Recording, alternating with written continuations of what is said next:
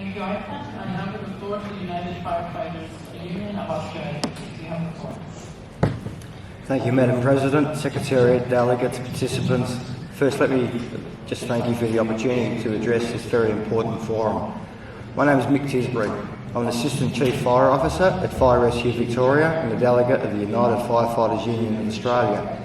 I'm here representing not only Australian firefighters, but also over 500,000 professional firefighters from across the world.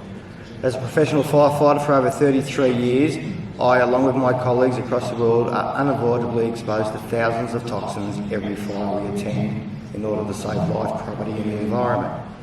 These exposures are unavoidable due to the nature of our job. However, PFAS exposure is completely avoidable due to the effective and safer alternatives that are currently available. Whilst there are constant arguments about whether PFAS is harmful to humans, there is no argument about its persistence or the fact that it's an endocrine disruptor. As an end user and representative of some of the most occupationally exposed cohort of people on the planet, it is somewhat irrelevant of how many cancers or diseases PFAS is linked to. The fact that it's an endocrine disruptor means that our high levels of PFAS, inclusive of PFHxS in our blood, makes us more susceptible to those unavoidable exposures known as Category 1 carcinogens.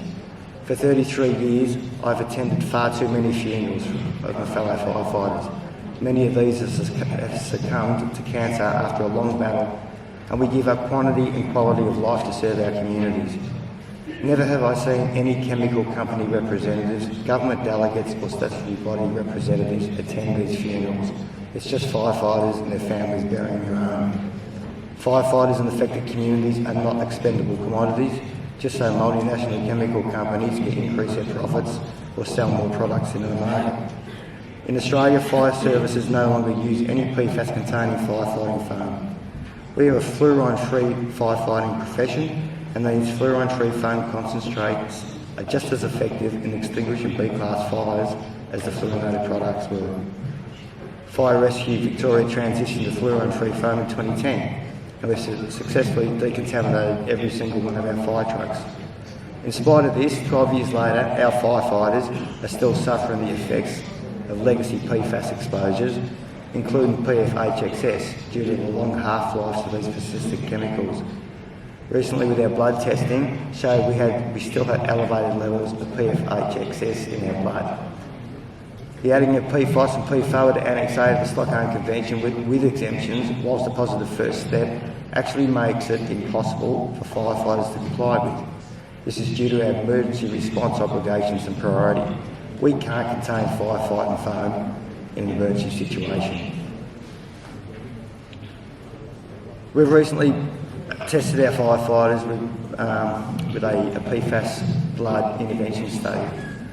Now, whilst we showed pretty significant decreases of both PFAS and PFOA in alignment with the accepted half-lives, there were increases of PFHxS blood levels in the no intervention cohort, despite drastically reducing our PFHxS exposures.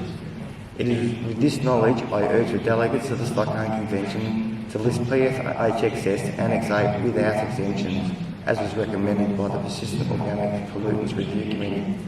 I'm here to discuss all these points I have raised to explain any operational or emergency response context that may arise from the important decisions this international body may decide. And finally, I'd like to offer my solidarity to my brother and sister firefighters in the Ukraine who are currently being slaughtered for trying to protect their communities. I thank you for your time.